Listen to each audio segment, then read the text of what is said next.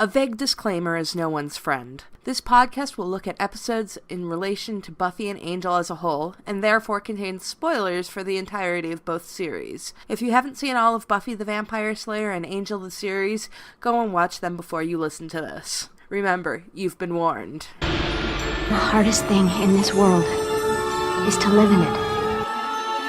That's why there's us, champions. We live as though the world were as it should be, to show it what it can be. The Earth is definitely doomed. It's Tuesday, so it must be time to return to the Hellmouth. We're going through the Buffyverse episode by episode and a look back at Joss Whedon's iconic shows. I'm Emcee, and I'm here with... Hey, it's Andie. This is David. And I'm Logan.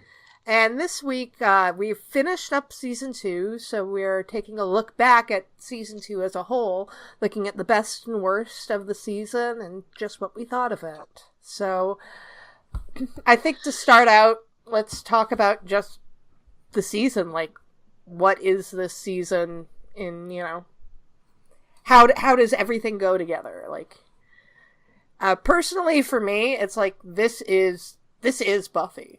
Like, this period dot.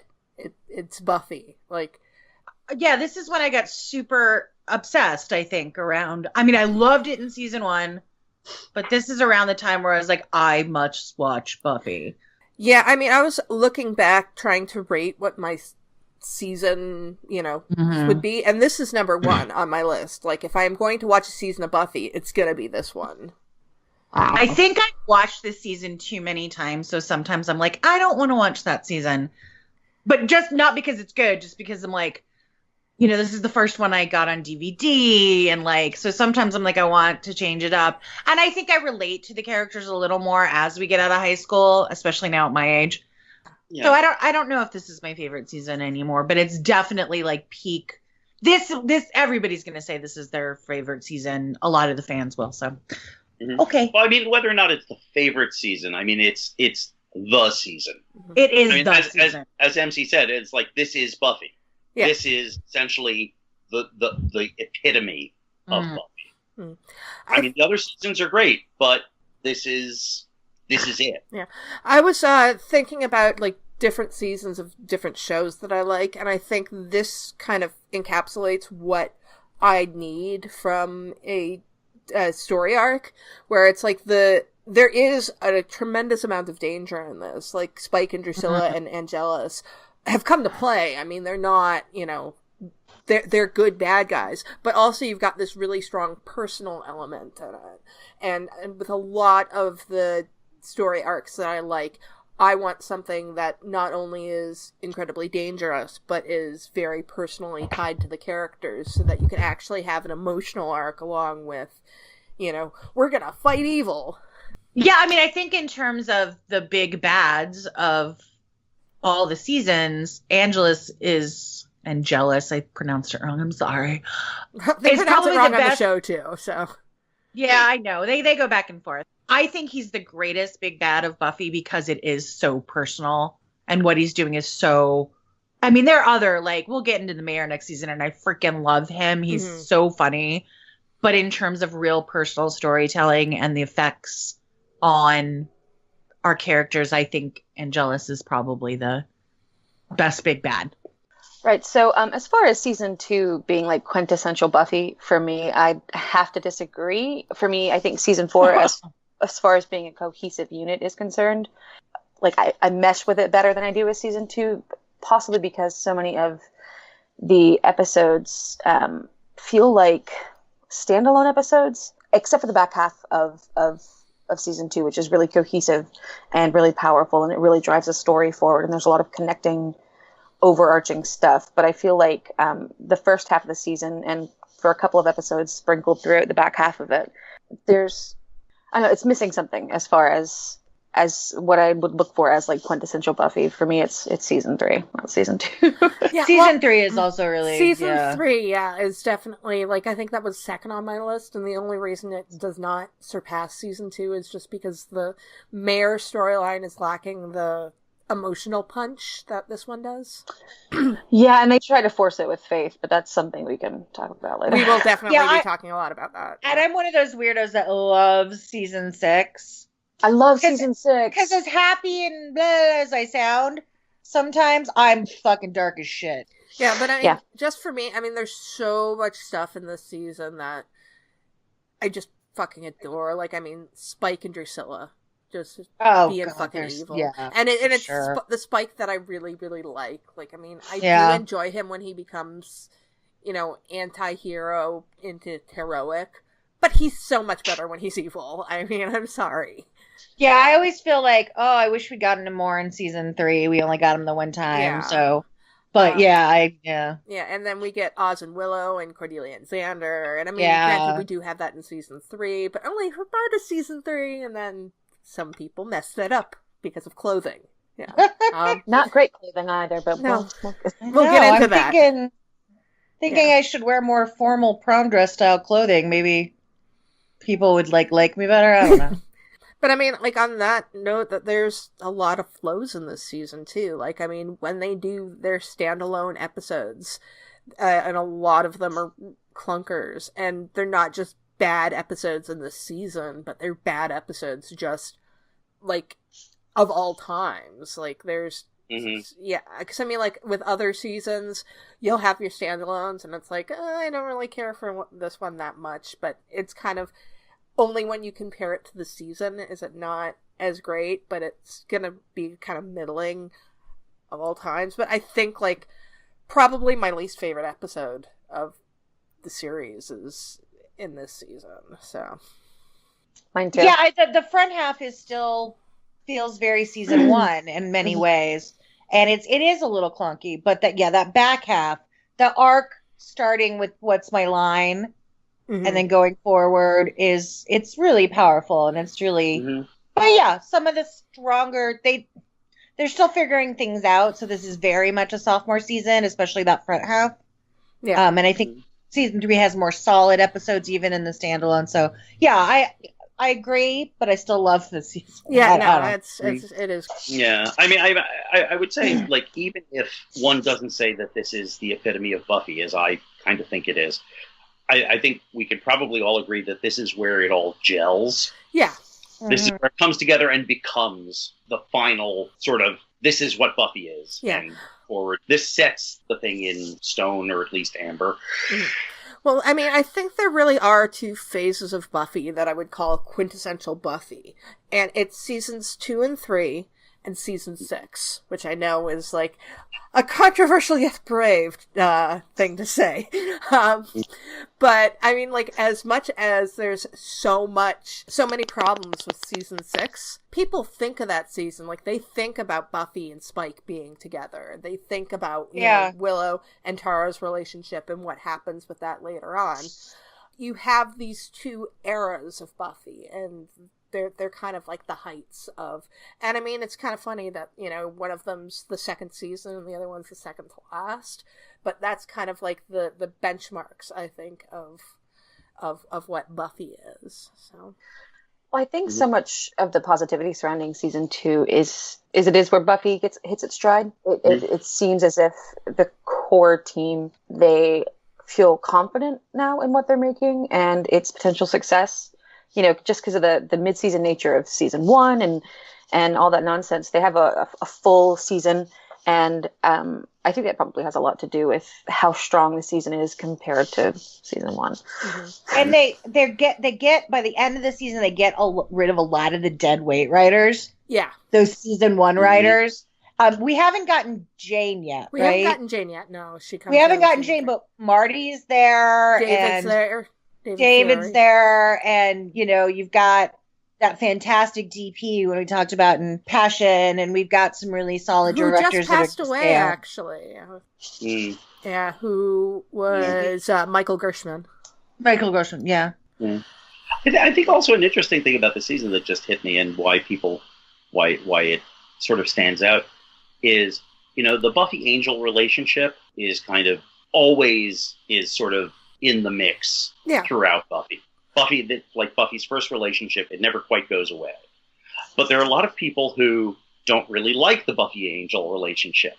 So you've got for the people who like the Buffy Angel relationship, you have the actual relationship and then the drama of it going south. And then for the people who don't like it, you at least have the part where it goes south. Yeah. Everyone's a winner. So everyone wins. True. Yeah, exactly. That is very true. And it's also the time, I think it's very beloved because it's the time when the fandom really got going. Oh, yeah. That's When you really started, especially towards mid-season. And yeah, I think it's very beloved because it's what started out a lot of the fic and the fandom and the posting boards and things like that. So Oh yeah, Yeah, certainly for me, it's like back in those days. I mean, I did go onto the internet for season 1, but it wasn't nearly to the point of being on mailing lists and writing fic. And it's like, I'm going to ship Larry and Xander like super hard and write all of these stories about them together, and just horrible, horrible fic. I'm so glad they're all gone now because they were all on like these. you were like 14 or 15. It's okay. Yeah. You learn. That's how you grow. And now you're this amazing writer. Oh, So thank you. And So yeah, true. I mean, spoilers started to become a thing where, you would hear rumors about things that were going to happen. It's like, oh, do you know what? I hear that Oz is a werewolf. I remember that being a rumor going around. And nobody knew what episode that it was going to come out in. we weren't calling them spoilers for another couple of years. No, we weren't. They Yeah. called them rumors. They were rumors, yeah. Rumors, yeah. Yeah, I think the first time I ever heard them referred to as spoilers was when Spoiler Slayer started. And that wasn't until like season 5 or 6. Yeah, that website coined the term spoilers pretty much. The Buffy fandom coined the word spoilers. Buffy really coined a lot of things, like Big Bad. Big Bad. Well, I Google. mean, Other, and I've seen magazine articles of who's the big bad of season 75 of Supernatural, and well, or TV tropes started Their own lack of as self-actualization. a Buffy site. Like, it was supposed to be like gathering like the tropes that appeared in Buffy, and then they just kind of spread it out to like different. I mean, stuff. I even saw that term used for like something like Breaking Bad when they're talking about Giancarlo Esposito's character. Someone on an article I read called him a big bad, and I'm like, and that comes directly from Spike's mouth. It does come Thinking he is directly the big bad, from and he's Spike. not. He's never been the big bad. Yeah, he was always the little bad. Should we Aw. talk about the Buffy structure that started in this season? Oh, we have talked about it in the past. Yes. A little bit, but like this is kind of where it's codified, where you have the little bad and the big bad and the episodes that changed it. It's the Buffy formula. In fact, I think we talked about this in During the last season 1? season recap. Yeah, probably. We probably did, because we were talking about how season 1 could kind of fit into it, but this is definitely the one where it fits. It's seasons 2 to 6. It fits for the Buffy formula, and actually season 7 does not fit the Buffy formula, but Angel season 4, which was running concurrently to Buffy season 7, does conform to the Buffy formula, so it's like they switched it up. But for season 2, the little bads were Spike and Drusilla. The betrayer was Angel. Or you could also argue that it was Jenny. And then the big bad is Angelus. And you also have like recurring elements where you have like a death that, affects everything throughout the story. And in season 2, it's Jenny. Generally, you have like around the 3rd episode of the season, like the little bads will be introduced, and around episode 6 or 7, you'll have something that's revealed that, you've never, known about the little bads. Like in episode 7, you find out about Spike and Drusilla's relationship with Angel. And around the middle of the season, that's when you'll get like a big reveal and the betrayal happens. So in episode 13, you find out that Spike and Drusilla are still alive, and Angel turns into Angelus. And then of course in the last episodes, that's when the characters are defeated, because that's how seasons work. So Right. Yeah, it was a definite formula. yeah, definitely. It was worth mentioning again. Yeah. We'll probably mention it again in our I'm season 3 sure wrap we will. up because Yeah. Well, we because can we'll talk mention about how the formula works for season 3. So, but Yeah. this did codify that whole idea I mean, obviously there are bests and worsts for this season, so we've all come prepared with lists of episodes. Should we start with the worst, or should we start with the best? Let's start with the worst. Let's get worst first. Walk in the room. Okay, Worst first. we're going to go from least worst to worst. Worst. Isn't that like a German food? Worst. Yes. Oh, yeah, like maybe go from our least worst to worst. Yeah. Okay. Yeah. We've done lists of top 5, so it's top 5 bests and top 5 worst. So my 5th worst episode is Killed by Death. Oh, interesting. It's not like I was having a lot of trouble rating because I mean there were some episodes where it's like I know this is the worst, but kind of actually by the time I got to like the 5th one, I was like, oh, I don't hate this episode. It's just not very good. Good, exactly. So, yeah, I had a lot of that, and I had that actually. Like my top 5, also I had trouble when I got to the bottom of that list. It's like there were a couple where it's like, oh, that 5th position. Yeah. I mean, I it was pretty easy picking my top 5. It was actually just ranking them. That was the trouble. Yeah, Killed by Death. It's just not a strong episode. It's boring, and that's its biggest sin. That I found it boring. So it's all filler, no killer. Exactly, I like that. Yeah, I did like the makeup on Der Kinderstart and some of the and some of the gang stuff. Yeah, like Xander and Angelus and and all that stuff, and Xander agreed. But yeah, it's just kind of like meh. Yeah. Meh. I agree. It's not my 5th worst, but I will admit it was kind of a toss up between that and Go Fish. Okay. Go Fish is my number 5. Yeah. Well, yeah. So your number 5 is Go Fish, Logan? It is, yeah. Talk about Go Fish a little bit. I have a soft spot for this episode because Buffy kicks the shit out of some dude for being gross. True that. Feelings for it. I also have a lot of strong positive feelings for Wentworth Miller. Yeah. But otherwise, it's a weird episode. It feels for me, and I think I'm going to get some pushback on my number 1 least favorite episode because it's a personal thing. But like, I've got 2, 3, and 4 all they're all tied with each other because they all suck. So Go Fish, I'm just like, whatever. Yeah, well, I mean, with Go Fish, when we were talking about it on the podcast, it was me, Jan, and David. We thought that Go Fish was really good for the first 2/3 of the episode, and then on the last third, it's like this episode completely falls apart. It's really angering because they could have done something actually kind of interesting with it, and it's like they stopped caring. Yeah. Fair enough. David, what was your number 5? I think I'm actually going to change mine. Oh, okay. Our discussion has made me change it. I had Inca Mummy Girl, but honestly, thinking about it, Killed by Death isn't as good as Inca Mummy Girl. Inca Mummy Girl is a bad episode, but it introduced Oz, so it's immune. True, and Jonathan was in it. Inca Mummy Girl is my number 5. It's actually Killed by Death isn't on there because in some ways it's actually a good episode for Xander, and that's rare enough that I think I'll bump it up one notch and put Killed by Death in that slot instead. I will admit that for me in season 2, episodes that have Oz in it automatically go up a little bit higher because it's True Oz. that. Okay, that makes sense. Yeah. Mine was Inca Mummy Girl, but it's not I'll fight it's just. As I say, around around position 5, it's kind of a blur. Yeah. it's like, what's the 5th worst? I don't know. Yeah. And I have to admit, I should point out, and I don't know that anyone else did this, and I'm guessing no one else did this. I tried to not base my decisions on which episodes were most problematic.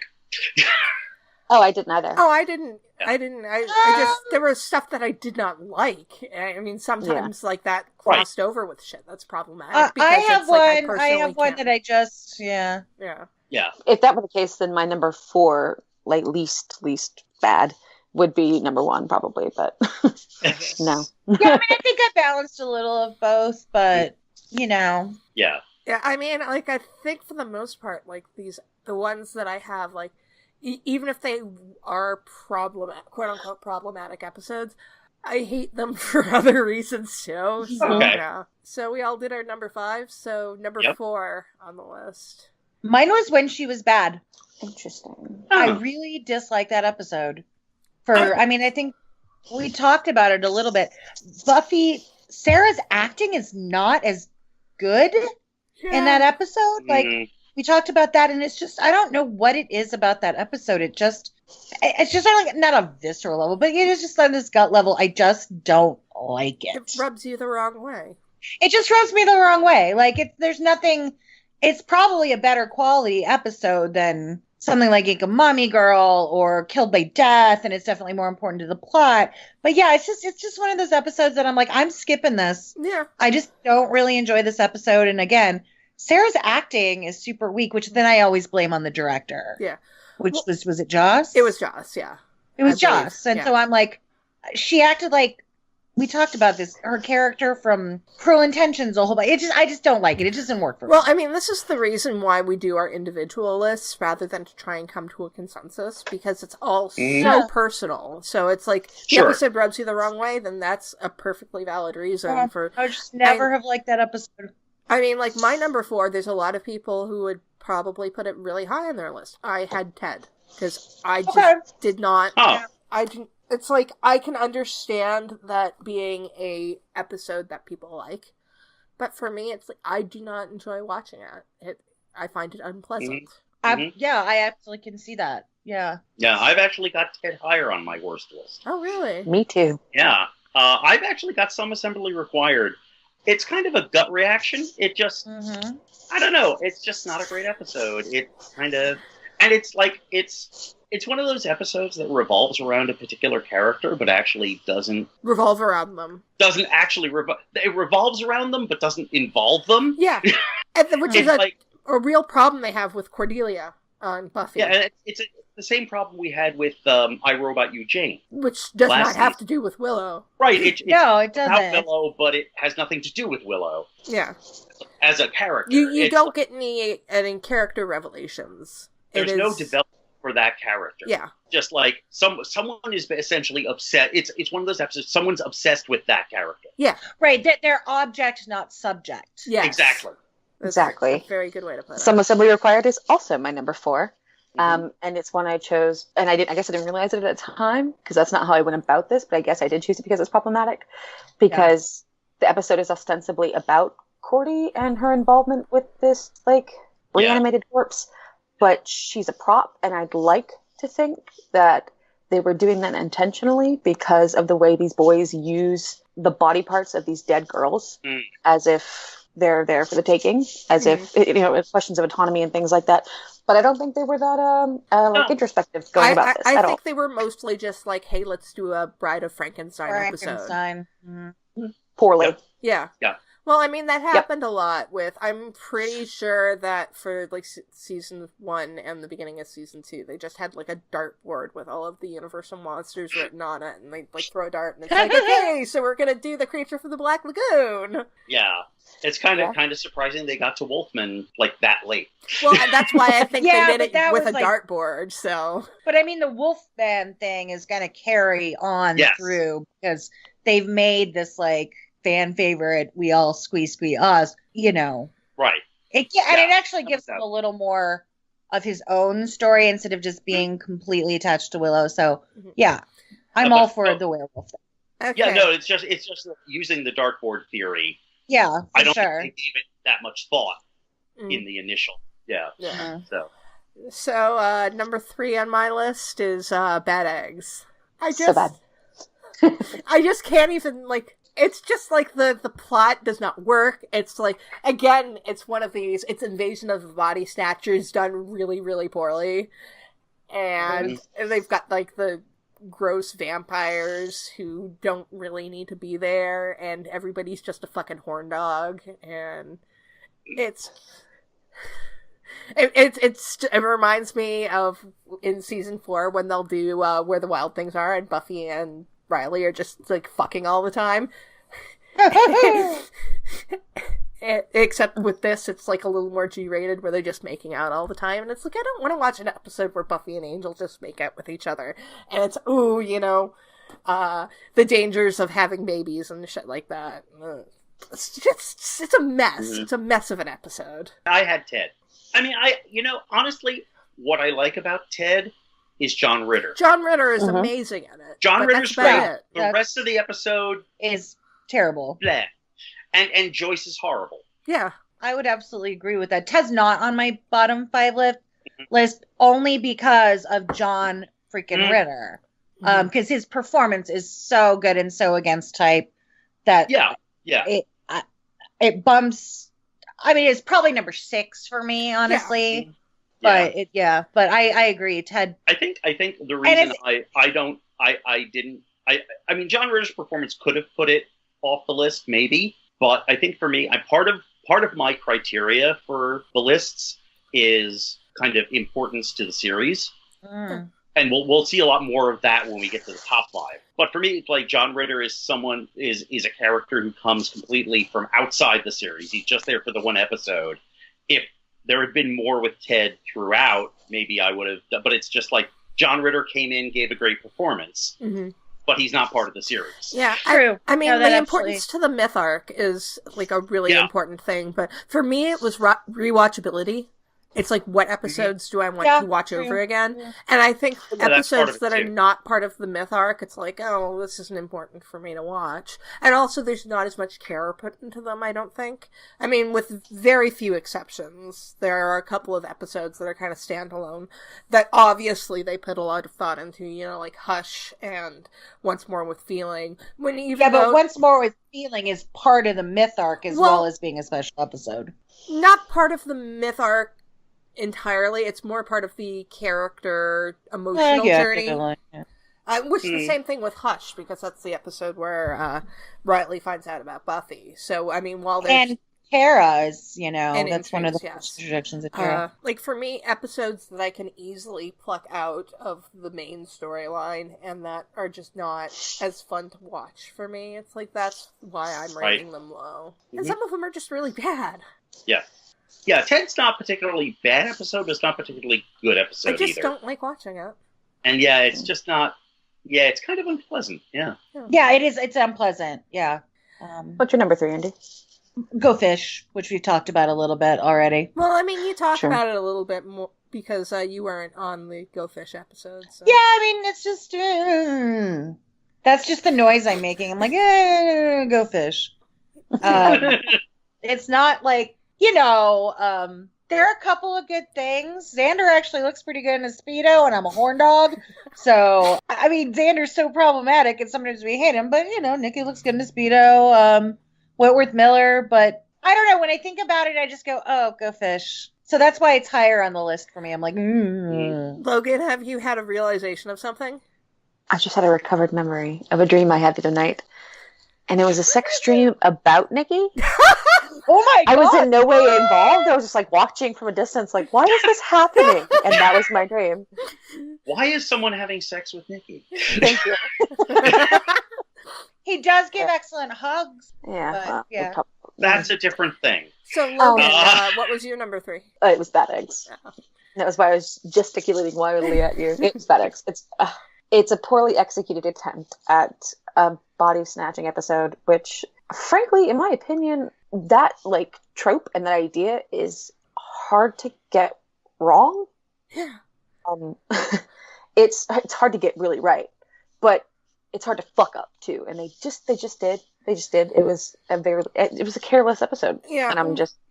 Well, I mean, just to reiterate what I said in the episode, one of the biggest problems with their Invasion of the Body Snatchers thing is that they spend no time on the who's possessed, who's not, which is that's the whole reason why you do that kind of stuff, to have this mounting tension of we have no idea who is possessed by these things, and the episode just never gives you any of that. Exactly.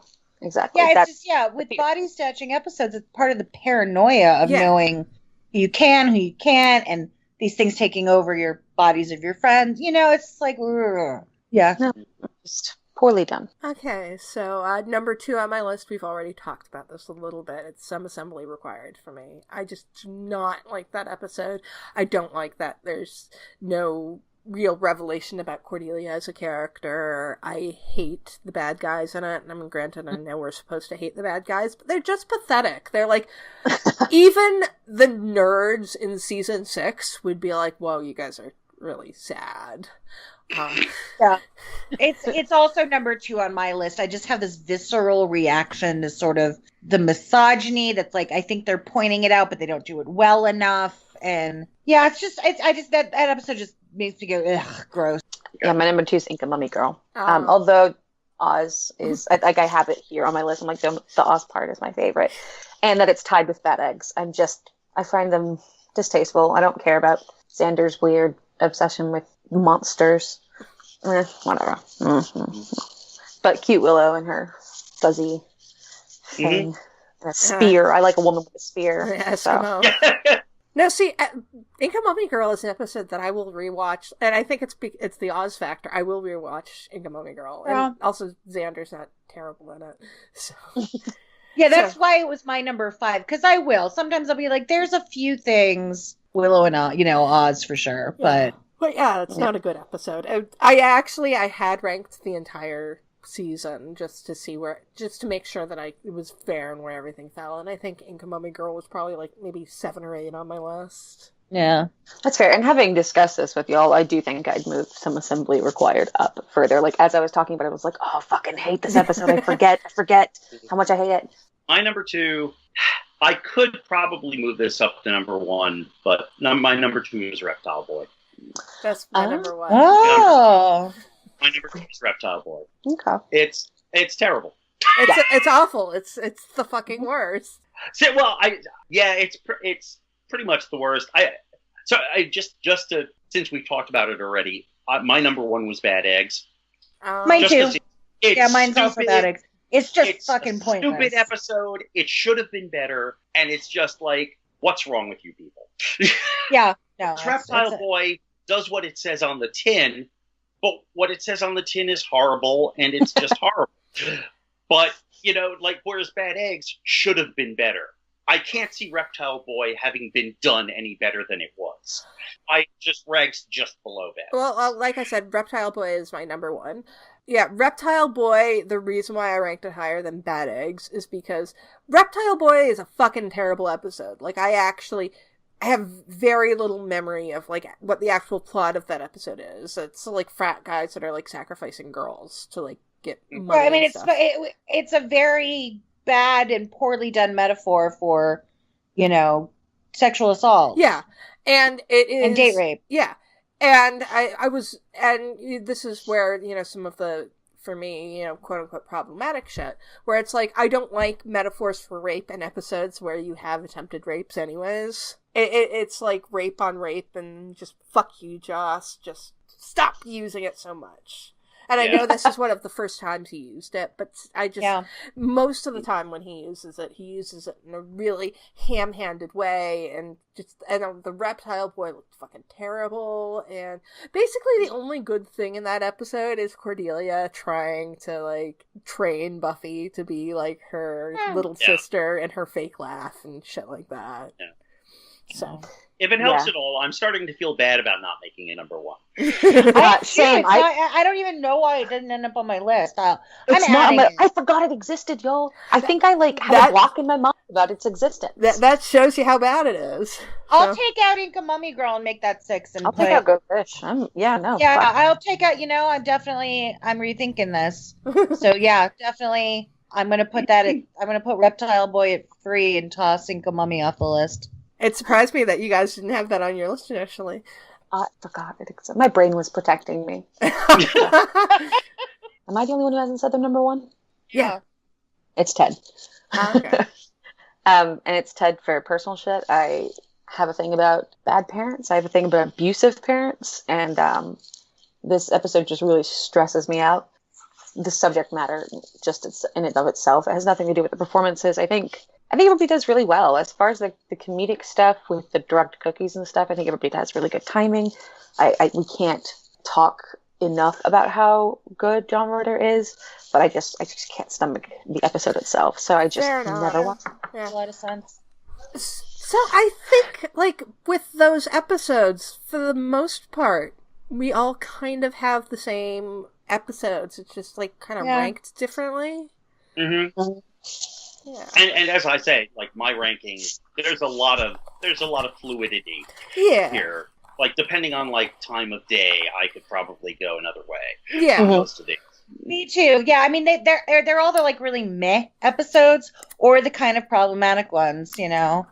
And some of them like Acquired is meh and it's villain but also problematic as hell. So it's sort of that's why it's up there for me. Now I think we've gone through the worst. Now I think we need to cheer ourselves up by going through the best. So we'll go from 5 up to number 1. So to start out, my number 5, and this was really hard for me because it's like the number 1 was like definite. I knew what that was. It's actually really surprising because when we first came up with our lists on the website, where it's like this is our favorite episode of the series, the episode that I had as my favorite of the series is actually number 3 on my list now. But for number 5, I had Surprise because I love Surprise. It's a really it's the game changer, but it's not quite as strong as its second half.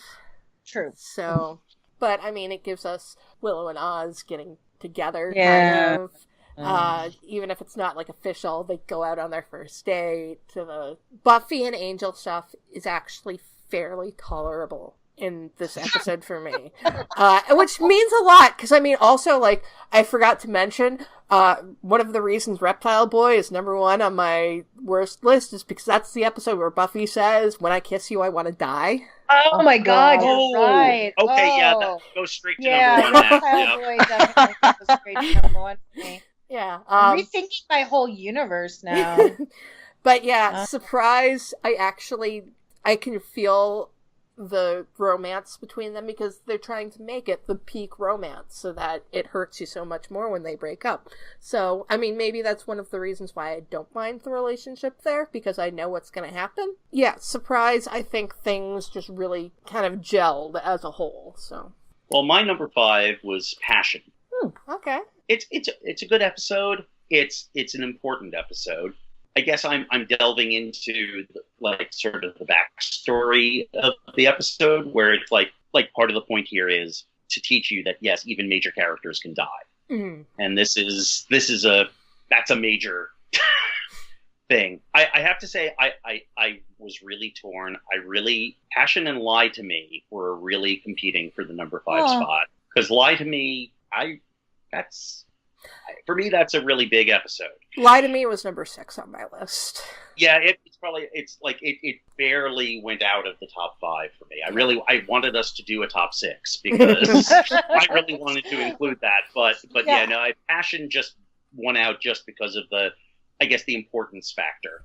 So, Andie, what's your number 5? Oh, God, I can't decide. I have 3 on here, and I'm just, so freaking torn. I feel your pain.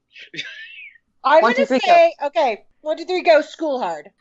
Okay. School Hard. It's like Spike, and it's just like, I decided to put, because the rest of them on my list are going to be those really big things that get really heavy, right?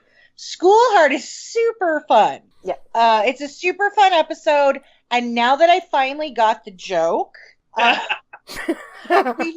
we talked about this when we recorded, but I didn't get the joke about. So I thought it was like, oh, it's an episode that school is hard. I didn't get that it was a play on reference. Die Hard. Yeah. For 20 years, I did not get that.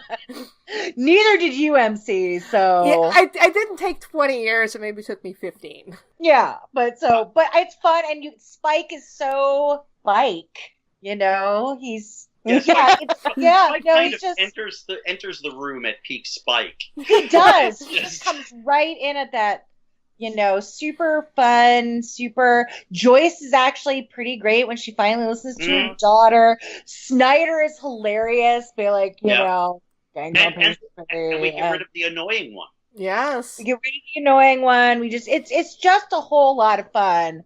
My number 6, my tied for number 6. Was The Dark Age, just because y'all know how I feel about Giles. Yeah. It's really just I wanted to. That's like basically Tile because I'm like, oh, it's an episode about Giles. Let me talk about Giles. But that's just my, Yeah. you all know how listeners, co-hosts, we all know how Andie feels about Rupert Giles. The Dark Age was pretty high on my list too. The Dark Age was a contender. It was a good episode. Halloween was a contender also just because it's fun. Yeah. Also fun. So I wanted to put something light and fun on my top 5. So, but I think instinctually I'm going to School Hard. I really love that episode. Mine is Innocence. Is number 5 for me. Oh. I think it's a pivotal episode, but not in the way that my top 2 are. And to some extent, my number 4 is. Number 3 for me is just special and close to my heart. But Innocence has a rocket launcher. And that is like that piece of comedy that was so beautifully executed is the reason it's in my top 5. So the Willow and Oz stuff. Oh yeah. Like yes, absolutely that too. It's great development, not just for their characters, but also for having those kind of conversations about boundaries and about consent in the 90s, even if they weren't probably doing it intentionally. I think that's really important to see people in a relationship, especially young people in a relationship, having those kind of conversations. It's just real special to me. It's a great one. Number 4 for me was School Hard. Yeah, and my 4 is School Hard as well. Yeah, no, School Hard is just, it's a game changer in terms of Buffy. I mean, like, Spike, comes into the show car first. I mean, it just, it changes everything. Like, the entire course of the series changes because of School Hard. And it's a fun episode. Like, yes. I mean, the plot is a good episode. Yeah, it is like a Die Hard, ripoff, which so many shows have done, but they do it so well, and the chemistry between James and Sarah is so good. You can understand why so many people were into it when they were still like the faux because it's just like this, Little Red Riding Hood thing where Little Red Riding Hood can kick the big bad wolf's ass. So, yeah, and Juliet is great as Drusilla. It's such a good episode. Really, yeah. It's an episode that if I were trying to get somebody into Buffy, I would probably show that to them first. I mean, like, the other episodes on my top list, I would not have as like the first episode that I showed somebody because they're so myth arc heavy, while School Hard kind of kicks off a myth arc. Yeah, I have to say, if I was ranking the episodes purely on like good and entertaining and enjoyable episodes, School Hard would probably be number 1. I guess if I wasn't considering the importance of the other episodes to the series, it would be higher. So what you're saying is, like, if you were going to go and just, like, watch a random episode of Buffy because you felt like having some fun, you're more likely to watch School Hard than one of the heavy ones. Yeah. Right.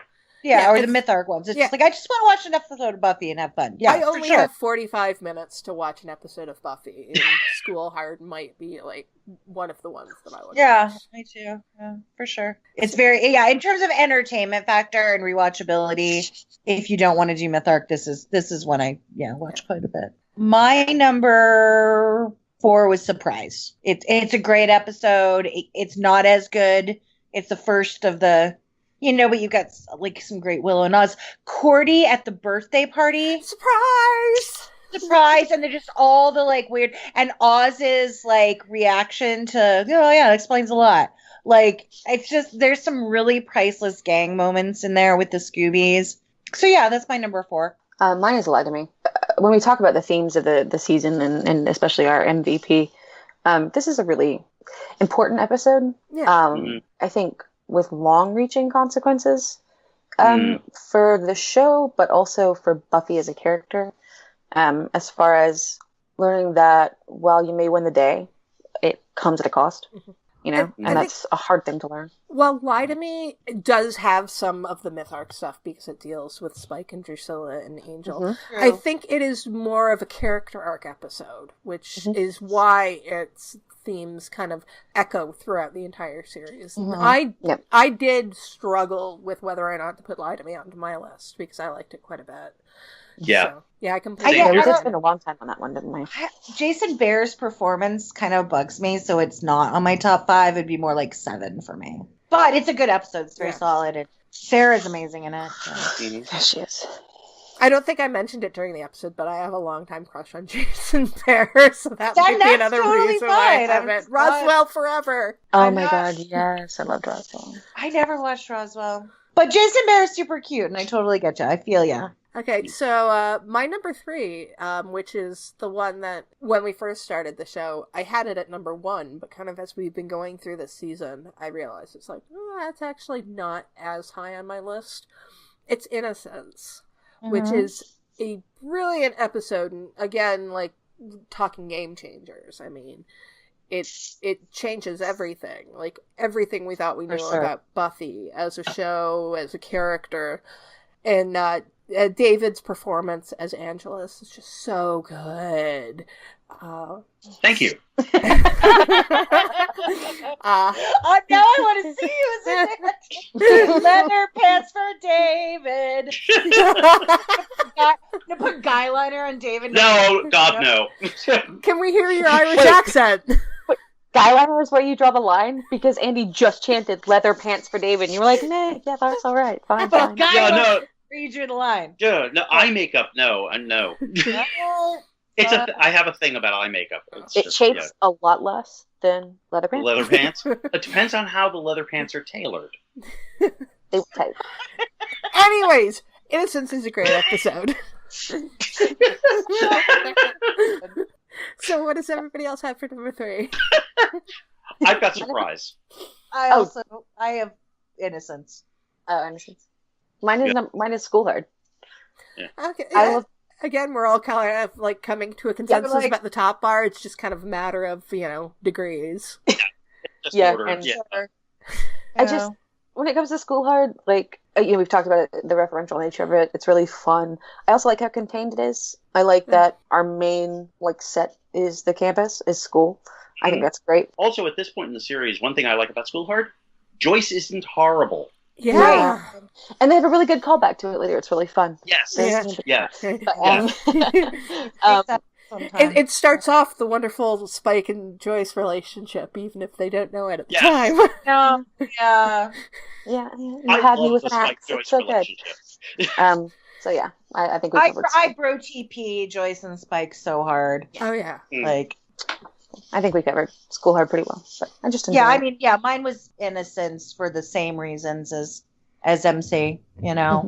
It's really strong. I love that conversation with Oz and Willow, and to reiterate, like I said about about consent and Oz just being so freaking amazing in the episode, and then the rocket launcher. Are you kidding me? That rocket launcher is epic.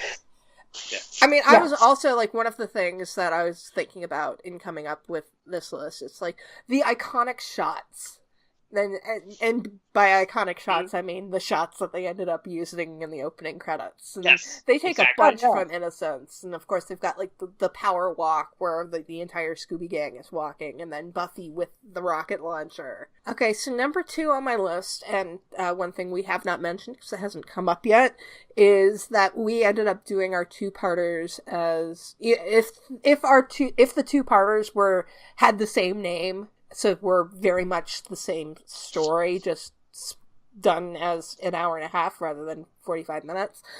So I had as in my number 2 spot Becomings Part 1 and 2 because it's, oh my god, just when we were doing the Part 2 podcast, Andie and I were just I have so many feelings. We were literally crying on the podcast, which is fine.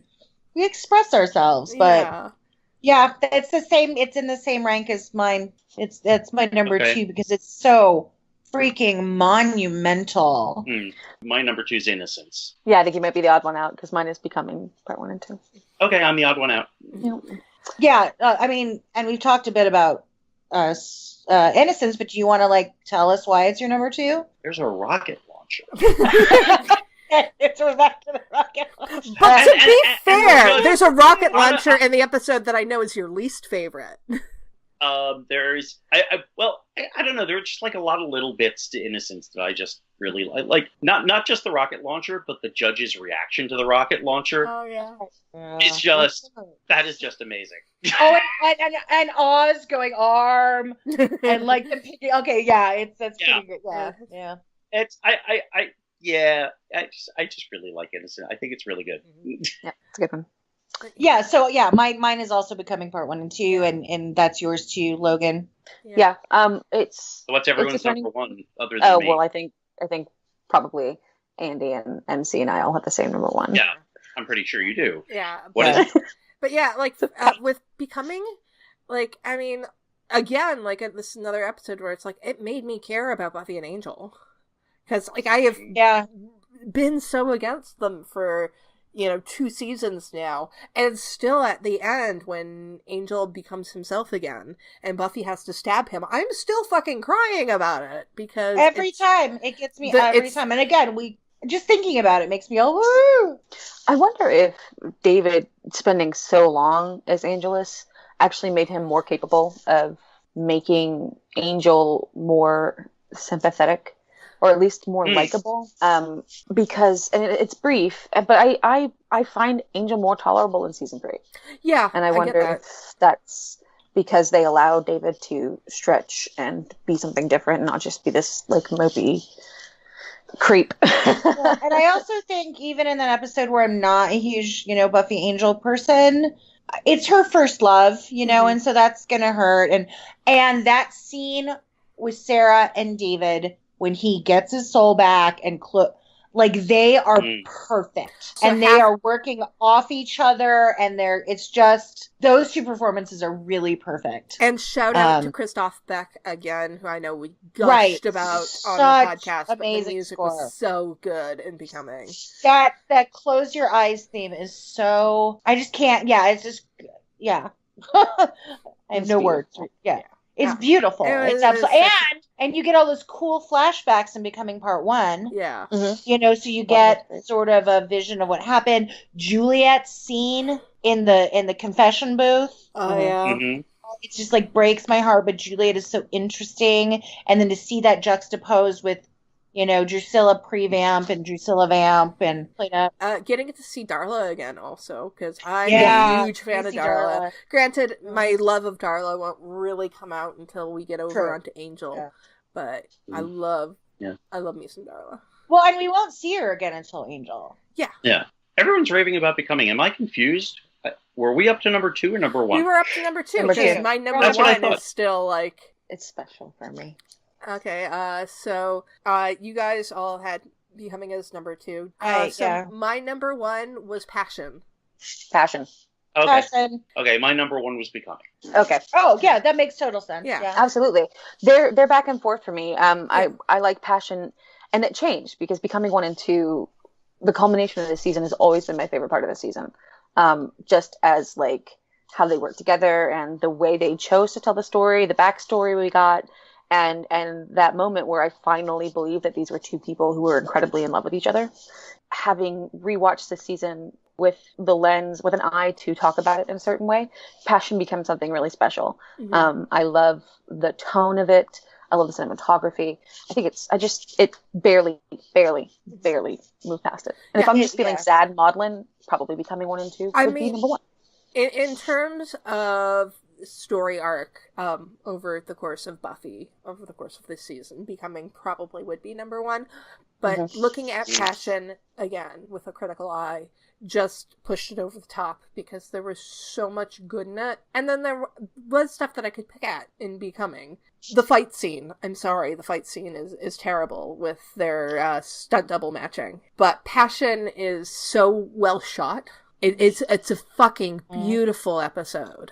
And I think it moved to the top of my list because of the our episode where we discussed it. Yeah. Where we talked about the cinematography, and I think y'all talked me into putting this at 1, not in a bad way. You guys talked me into it. Yeah. Becoming part 1 and 2 is right there. It's just like right there. And I think in terms of the scope of, if I did a top 10 list of, say, every Buffy episode ever, you know what I mean? Like, Becoming part 1 and 2 is so massive, instrumental, and so relevant that I would put that higher in terms of like importance. But yeah, Passion is just, it's well shot, it's well acted. The choice of, putting Buffy and Willow through the window and not hearing the conversation, you know what I mean? Just, and what is it, Michael Gershman's cinema, the direction is fierce. And as we talked about, it's legitimately terrifying, especially for me as a woman with the stalking and the thing and the, it just, it's a great 45-minute horror movie. Yeah. David is amazing. Sarah's amazing. It's just amazing. Yeah. And Jenny. So. Yeah. It's Jenny. Yeah. No, it's David. It shoots on all cylinders for me. So. Yeah. Logan, did you have anything to add about Passion? And nope, it's y'all covered the bases. I want to hear what David has to say about Becoming. Absolutely, me too. Yes. I mean, it's not like defend yourself. No. I'm excited. One thing that occurs to me, and this is something that I definitely was thinking about as a problem for me in doing the rankings, is if I had had time to go back and rewatch my top episodes, or even listen to our podcasts again, I suspect I might have ranked these differently, but I didn't. Yeah. And I like that. I like that it's sort of instinctive, Yeah. I think. I mean, like hearing you guys talk about Passion, I'm like, why didn't I rank that higher? It is. I mean, because you're bringing up things that had kind of fallen to the back of my mind, and as a result, I didn't rank Passion higher. I mean, I don't know if I would have ranked Passion. I don't know. I mean, Becoming is just. I mean, it's such an important and iconic episode. Yeah. I mean, it's basically, it's really just that is for me just like it's so Buffy. Yeah. It's and it's got just great. It's got some great dialogue. It's got Spike saying, "It's a rock." None of my friends have a rock this big. There's stuff like that. It just really, there's so much. I mean, maybe it's just that it's a 2-part episode, so it has room to fit in all this great stuff. Right, and unlike What's My Line 1 and 2, there's not as much filler. You know what I mean? Like everything is. And I agree. It's a very minor. Like, what is above the other. Yeah, when I was first picking my because what I did was I said these will go in like the top part of, and then I weeded out to get a 5, and Watch My Line was up there because it is an important. It's an important episode. It's a good episode, but it is a little fillery. Yeah, it's longer. It has to be. Yeah, What's My Line is probably directly 6. In the middle for me. Yeah, it's 6. Yeah, it's the more I thought about it, the lower it kept going, and it was no. That's one. If I have 2 hours to spare, What's My Line is fun. It's like a fun one. If I don't want to get all, there's nothing wrong with it. If I'm on my period, I'm totally watching Becoming part 1 and 2. If I'm not, I'm gonna watch What's My Line part 1 and 2. It would probably be my number 6. Well, no, because my number 6 was dark. I don't know what. I like Buffy. It's a good thing you're doing a podcast about it. My number 1 favorite show of all time is Buffy.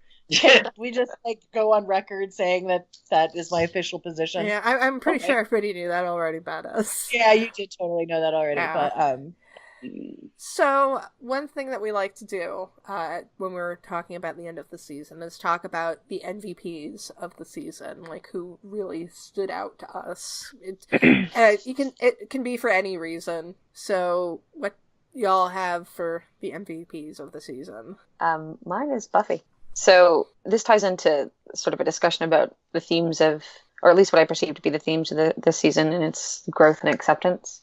As far as age is concerned, they're still quite young, but they're going this transitional period of transitioning into adulthood and having more responsibility and accepting and taking responsibility and the consequences that come with your actions.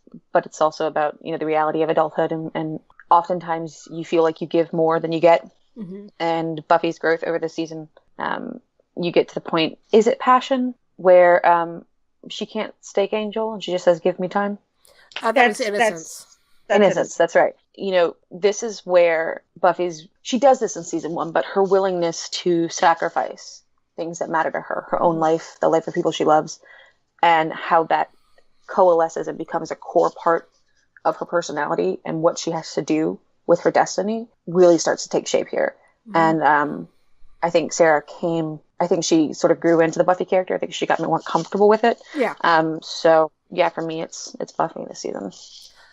I kind of cheated a little bit because as I was going through this, like trying to think about MVP, I was like, there's actually several different aspects where I want to shout out specific people on different levels. Like for character, it's Buffy for the same reasons that you said. This season was absolutely ruled by her as a character, which is the way it's supposed to be because the show's called Buffy the Vampire Slayer. Which is why I always get so upset when people are like, oh yeah, I love Buffy the show, but Buffy's like, I'm like, shut up. Yeah. Buffy is, like, why are you down on, it's like Willow or Oz, or like, I get having a favorite side character, but like, Sarah does such an amazing job anchoring the show through every single season. And I think she really gets underrated as both a character and an actor, But, in terms of actors, I got to give the MVP to David Boreanaz. Me too. Me too. Because absolutely. I mean, like, and this is even with that atrocious Irish accent.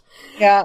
He was still so good as Angelus, and you can tell that he got an acting coach and he really stepped up his game, and it is something that will carry on through his time in season 3, and when he gets onto his own show.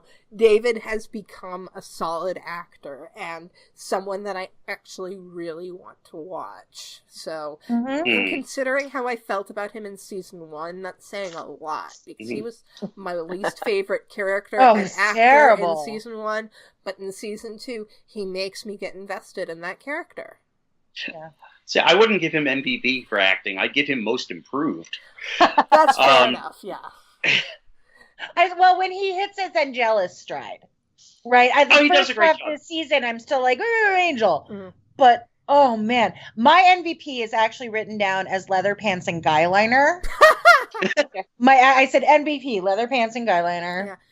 And I also, for production, I have an MVP, and that's Christoph Beck, because his music defines this season so much, and it really does carry out through the seasons of Buffy that he is on, but it is so prevalent here and it makes a difference. It really, so many of the episodes we've talked about where it's like our emotions are being pulled in all of these different directions, those are the ones that were scored by Christoph Beck, and I think it really affects the tones of the scenes. So it's so cinematic. It's like they got this like young talented musician not even knowing how amazing he was going to be and what he could do, and I think it's the production lucking out and just being really lucky in the places where they needed to be lucky. Yeah. Oh yeah, Christoph is just, I stand for Christoph Beck hard. So hard.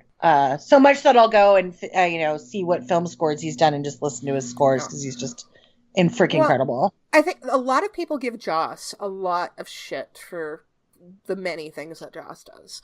But one thing I will give him credit for is the ability to put together an incredible production team. Because, I mean, if you look at the people who started writing on Buffy, and they were all incredibly young at the time, and this was one of the first things that they were doing, and now they are kind of like captains of the industry. Showrunners. Yeah. A lot of Tim Minear is the showrunner. He was the showrunner on like one of the best seasons of American Horror Story when Ryan Murphy kind of stepped back and didn't run that season, and you're like, well, it shows.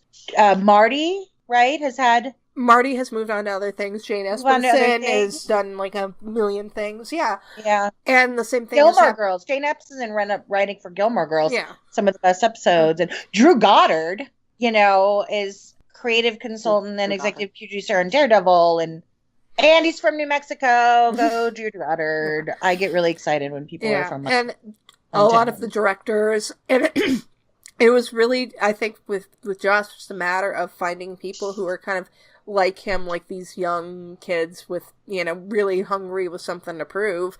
and giving them a chance to do something. So and we yeah. do give Josh a lot of shit, and I think that's because of what comes later in his life that we don't necessarily need to talk about. But he is great at breaking these stories, and the writing in his episodes is good. Yeah.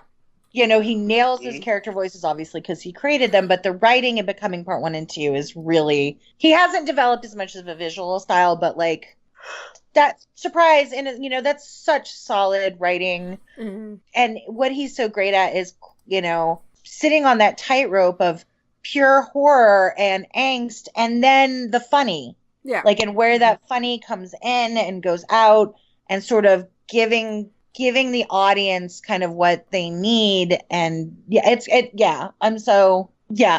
David. Oh, yeah. me?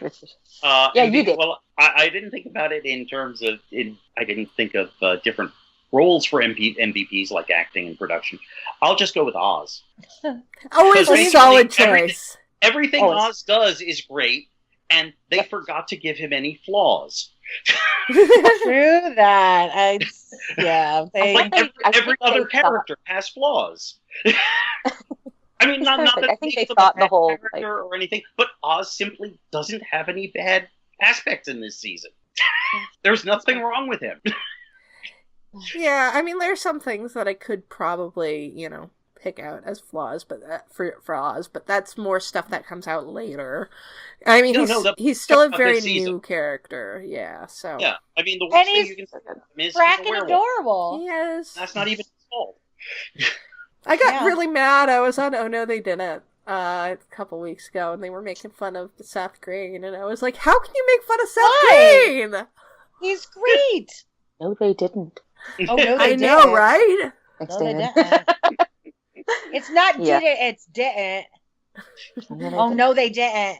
I don't have that in me. I'm sorry. Yeah, I'm really, really white. So white. Oh, that was like my drag queen friends and how they talk. Oh no, they didn't. Oh wait, I live in New Mexico, so most of my drag queen friends are Latino. Yeah, that makes sense. To mention James Marsters as an MVP. Oh, Spike is flipping amazing. Mm-hmm. Juliet, like, yeah, my acting MVP is definitely David and Leatherpants and Guyliner and Sarah. And we haven't talked at all about Tony Head. Like, how are we having an episode where we don't talk about I think Giles? I figured that went without saying. He's always so good. It's unfair to bring him into the equation. Well, I was talking about like his relationship with Buffy and how supportive he is, and that conversation in the car at the end of Innocence where he's like, "I don't blame you. Like, yes, this decision caused all this fallout, but like the thing you did is fine. Like you loved him, he loved you. I'm not gonna shame you for having sex, unlike your mother, Joyce." Yeah. And one of the problems with Lie to Me not really following on anybody's list is that we didn't really discuss the brilliant speech at the end of that episode, which is kind of one of the reasons why that episode does rank at like 6 or 7 for me, because the end speech from Tony Head is so good. I think one of the reasons why we haven't really brought him up is because he's just such a steady presence. He is, that's what I put in my notes. He's a steady presence that's always there to ground things, but also has amazing chemistry with pretty much everybody. I have to put in my requisite, and he's so freaking sexy. I can't handle it. But that's just me. I am such. Oh, really? I didn't realize you felt that way. I missed that. I forgot to tell you my real number one worst episode. Teacher's Pet. Thank you. It's always Teacher's Pet. I will die on that hill. But it didn't happen this season. And what's your least favorite episode of season 7? Teacher's Pet. Teacher's Pet. Okay, so on that note, I think I did want to give a shout out to our lovely people that gave us reviews on iTunes. They said some really nice things, and they said they really appreciated that we like Buffy. She specifically, the character. She specifically said that, like, it's really nice to have some co-hosts that really love Buffy as a character and praise her because, didn't hear that. So, guys, please remember to rate and review on iTunes. It really helps us out. It helps more people find us. And thank you for your reviews, the two of you that reviewed. Thank you so much. And I know who one of them is. I totally recognize the name. So Jenny with a J. She's a friend from another podcast. So, like, we really love her. So, shout out. That was what I had to say. way. Oh, thanks. I hadn't actually seen that we had any reviews, so I'm going to have to check that out.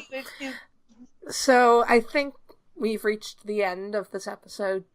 Guys, we could probably talk about season 2 for 22 hours, like we've already done over the course of this podcast.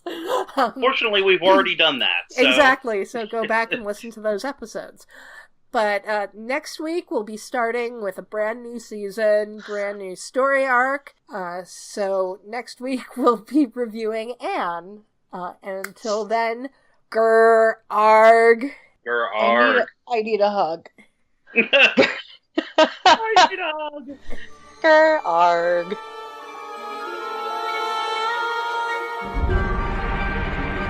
We'd like to thank everyone who downloaded the podcast, and an extra special thanks to everyone who shared, liked, and subscribed on social media. If you'd like your questions or comments read on the show, you can contact us on our website, returntothehellmouth.com, on YouTube, Tumblr, and Facebook at Return to the Hellmouth, on Twitter at HellmouthReturn, or on email at returntothehellmouth@gmail.com. We'll be sure to read your comments on the show. Rate our show at iTunes and Stitcher, and check out our show merchandise at TeePublic and Redbubble. See you on Tuesday for Anne. Grr, arg.